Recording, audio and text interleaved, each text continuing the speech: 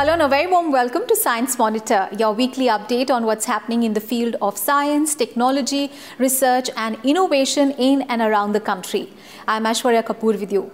From an innovative system to ease the problems of stone artisans to a portable hospital to meet the increasing demands of accessible health care, we have lots in store for you. So let us begin with the headlines.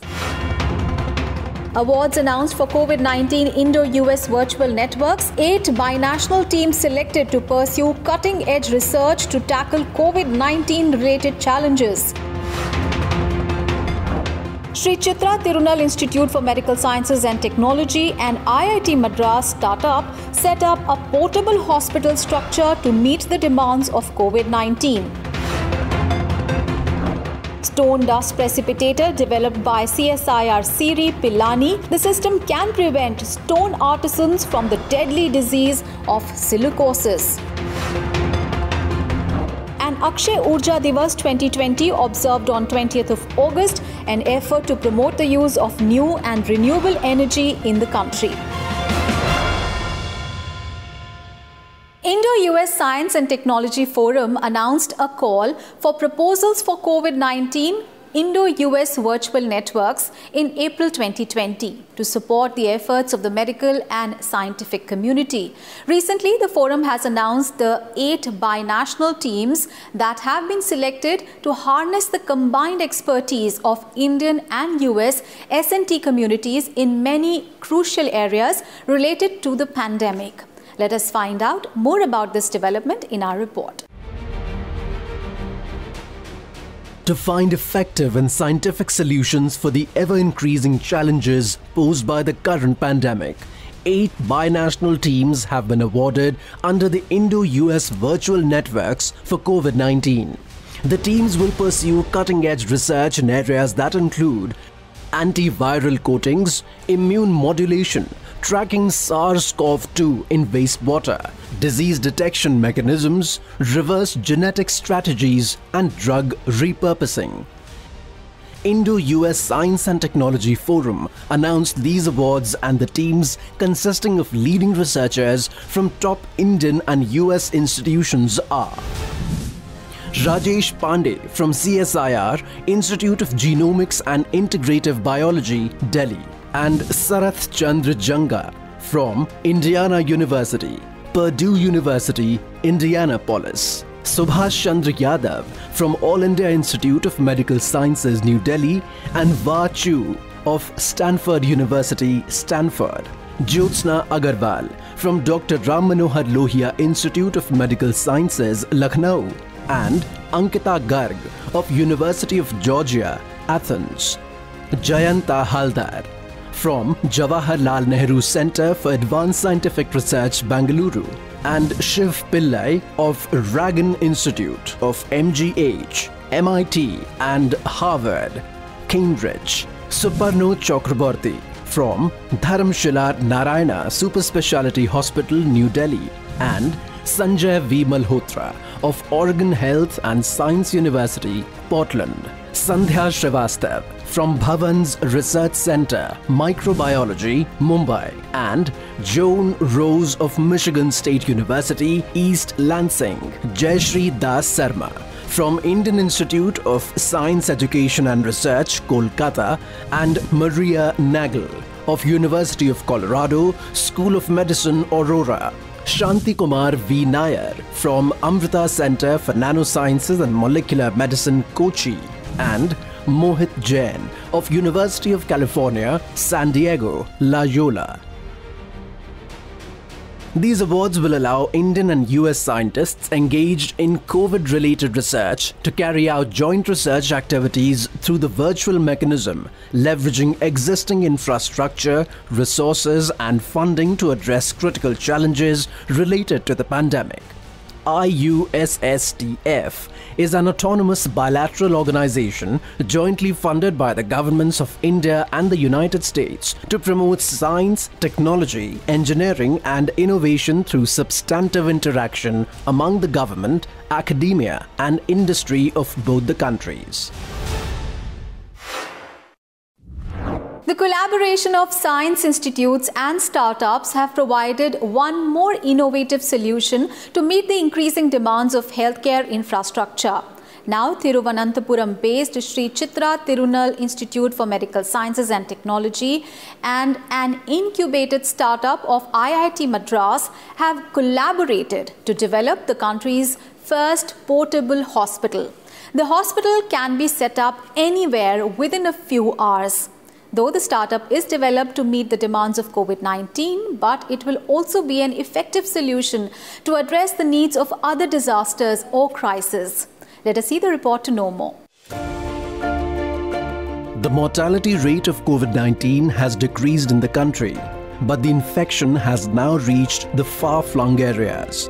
In such a situation, the increasing need for health facilities to treat serious patients of COVID-19 can pose a major challenge. In view of this, Sri Chitra Tirunal Institute for Medical Sciences and Technology, an autonomous institute under the Department of Science and Technology, in collaboration with Modulus Housing, a startup incubated by IIT Madras, has come up with a solution of portable and foldable hospital units to treat COVID-19 patients in local communities. The microstructure called Medicab is especially useful for the rural and remote areas. The idea during that time was to develop a prefabricated hospital that will be useful during disaster management scenarios like COVID-19. So after discussing with our medical device engineering team and expert opinions from infection control and following the guidelines issued by the Ministry of Health, Government of India and other technical, we developed a 4-zone based strategy for developing a deployable hospital. Medicab is the first hospital in the country to have a fully foldable and portable structure. A few people can assemble this durable structure to create a well-equipped hospital in about 2 hours. The portable hospital has all the essential facilities, including ICU ward and isolation ward. As of now, the portable units come in 200, 400 and 800 square feet size, which is sufficient to create a hospital of up to 30 beds. We entered into a memorandum of understanding MOU with an IIT Madras-based startup called Modulus.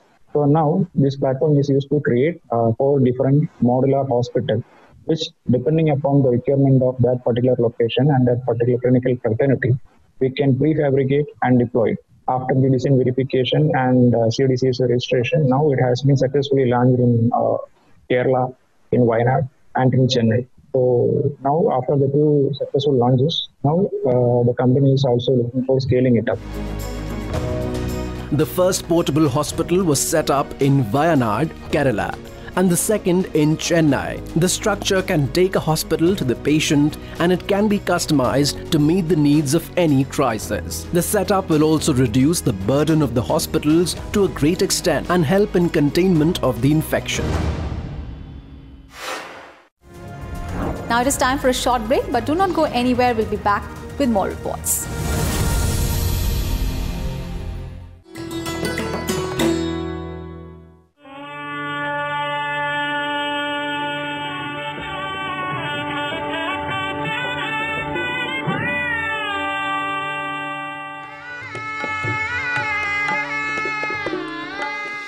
Bismillah Khan, the legendary maestro who brought Shehnai to the center stage of Indian classical music in 1937.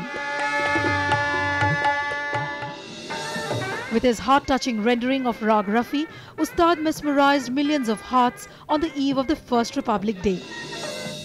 But most significant was when India achieved independence, and Bismillah Khan performed from the ramparts of the Red Fort on 15th August 1947.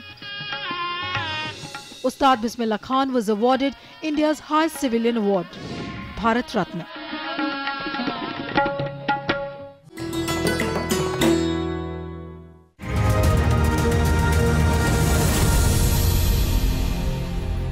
Welcome back after the break. You're watching Science Monitor. Artisans in many states of India carve beautiful artifacts out of stone and earn their living. But these artisans also suffer from a major occupational hazard called silicosis, which is basically a lung disease caused by the inhalation of silica dust. As the dust is generated in high amounts during the various steps of stone carving, so this disease has resulted in the deaths and disabilities of many skilled artisans. Now, to ease the problems of such artisans, the scientists at Pilani-based CSIR Central Electronics Engineering Research Institute have developed a special stone dust precipitator. Let us see more details on how this precipitator can save the lives of such artisans.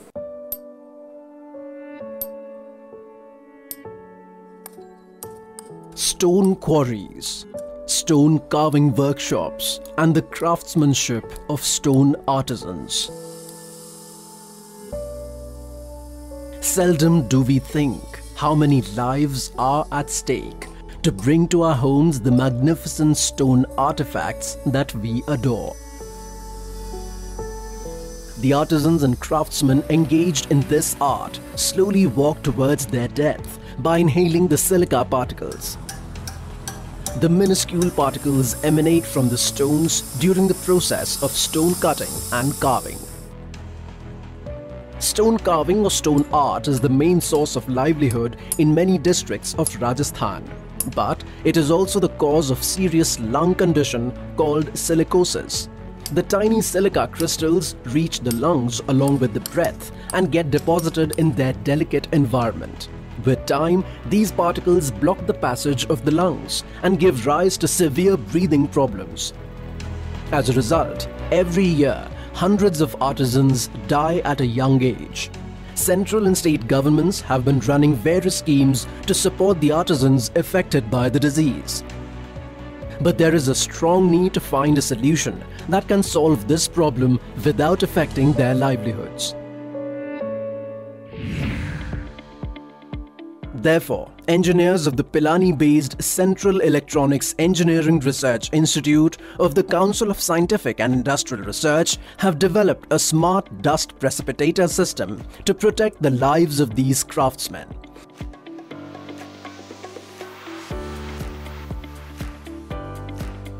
The low-maintenance system can save people from serious illnesses like silicosis.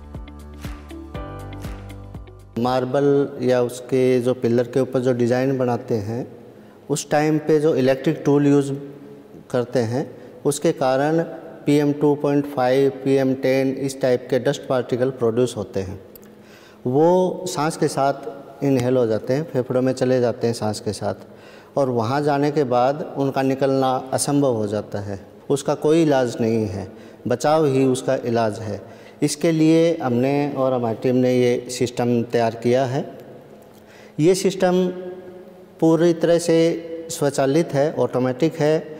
उसमें कारीगर को न तो कोई filter साफ़ करना पड़ता और न ही इसका कोई फ़िल्टर चेंज करना, मेंटेनेंस करना, कुछ नहीं करना। इनको केवल पानी का लेवल मेंटेन रखना होता है।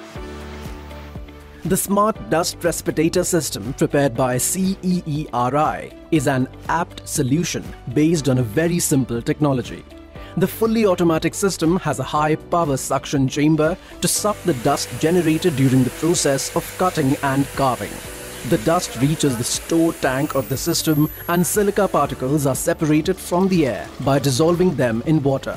The mixture of silica and water gets collected in the vessel kept below the system, and silica precipitates after some time. At the same time, the clean air is let out by an exhaust fan, which acts like a cooler. The system also has power sockets for stone cutting equipment.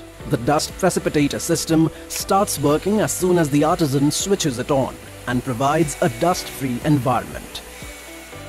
System के अंदर ही उनके जो electric tool हैं उनके लिए power point की provision दिया गया है।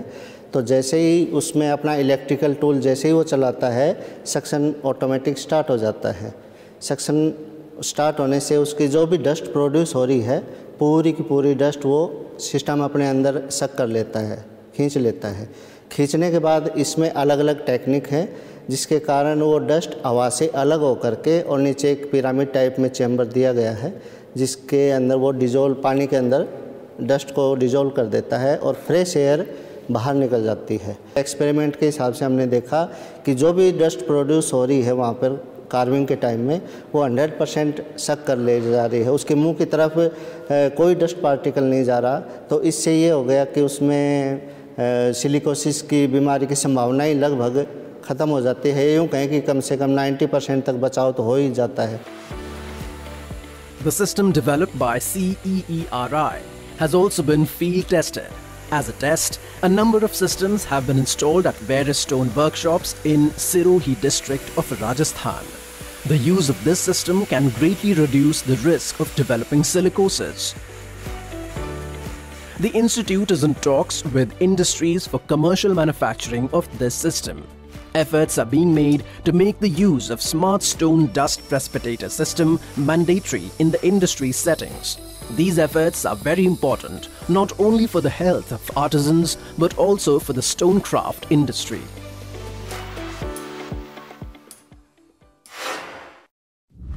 Renewable energy refers to the clean energy harnessed from renewable sources such as sunlight and wind.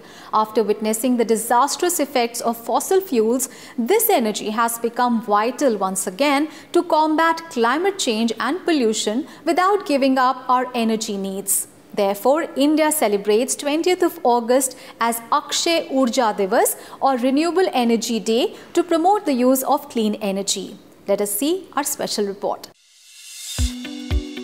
The excessive use of fossil fuels has affected the environment of the entire world. It has caused serious problems like pollution, diseases, and climate change, currently being faced by the humans. In view of this, clean and environment-friendly energy solutions were promoted and efforts are being made consistently to increase the use of renewable energy. India has a separate ministry for new and renewable energy to look into research and technology development in this area. Along with this, education and awareness campaigns are also being run. Akshay Urja Diwas or Renewable Energy Day is also such an effort which was started in 2004. Ever since, the day is celebrated on 20th August to create awareness about the importance of new and renewable energy and to promote its use. Under renewable energy, innovative research is being done in the field of solar energy, wind energy, and biofuels, and these resources are being made user-friendly. These natural resources produce efficient energy without harming the environment. Currently, the installed capacity of renewable energy in India is more than 83 gigawatt. The target is to increase the installed capacity of renewable energy to about 200 gigawatt by 2022. Besides, efforts are also being made to reduce power consumption through power-saving efforts. Large solar parks have been established in the country, and it has been made mandatory to install solar power plants in the government buildings. In addition to this, biofuel plants have also been set up as an alternative energy source in order to minimize the use of fossil fuels. Use of electric vehicles is being promoted under different schemes. At the rural level, incentives are being provided to use solar street lights, solar irrigation pumps, along with the use of solar energy and biofuels in homes. In view of the deteriorating balance of the environment, it becomes very crucial to increase the use of renewable energy among the common people on a large scale. While fossil fuel resources are limited, renewable energy resources are sustainable and environment friendly.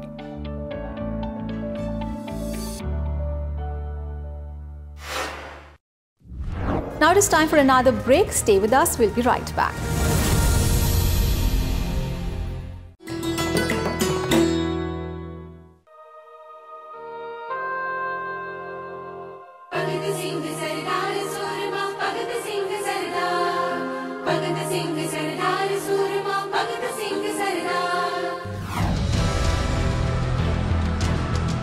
One of the most influential revolutionaries of Indian freedom struggle, Shaheed Bhagat Singh. Born into a Sikh family, patriotism flowed in his blood at the age of 13. When he formed Naujawan Bharat Sabha to spread the message of revolution in Punjab. In the wake of avenging Lala Lajpat Rai's death, Bhagat Singh and his associates coined the catchphrase Inqilab Zindabad. But towards the end of their rebellion, they had to pay a heavy price for their patriotism. Following the blasts inside the corridors of the assembly, both Bhagat Singh and Batukeshwar Dutt courted arrest. Bhagat Singh was sent to the gallows in Lahore with his fellow comrades, after which he was cremated in Husainiwala on the banks of Satluj.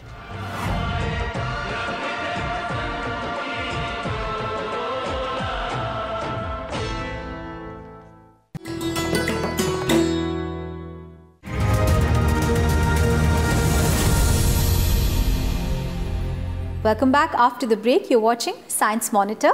And now let's have a quick look at some other developments that have made news in the field of science and technology in our segment, Science Express.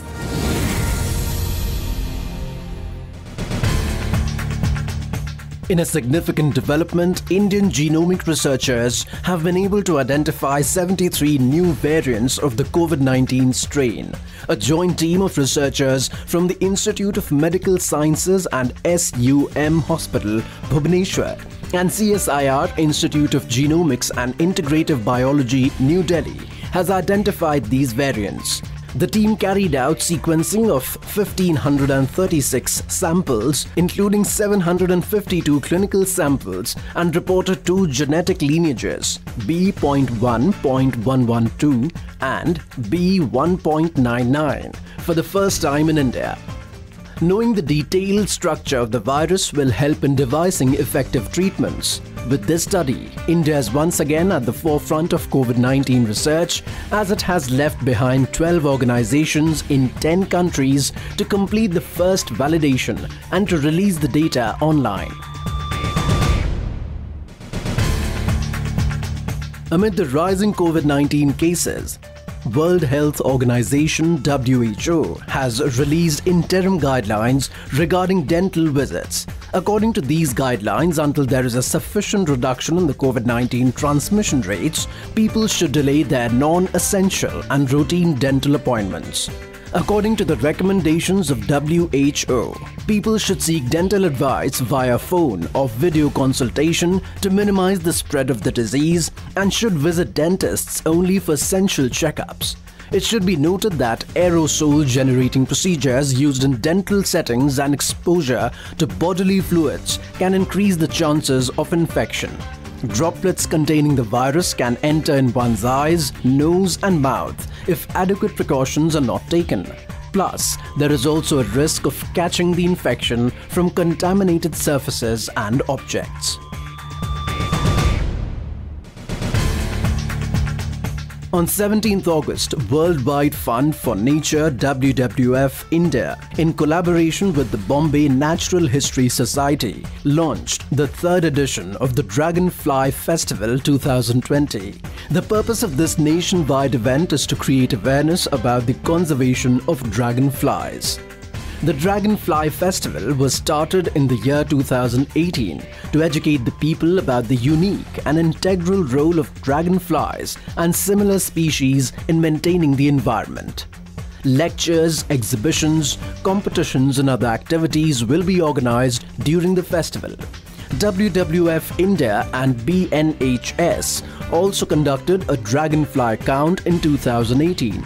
In this count, 27 species of dragonfly were recorded in Delhi, out of which 5 were rare. This year, this festival is being celebrated in 9 different states of the country.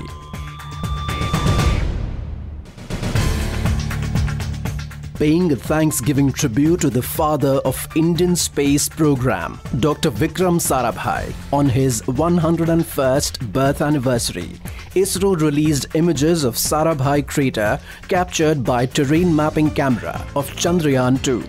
The crater is around 300 kilometers away from the landing site of Apollo 7 and Luna 2 missions.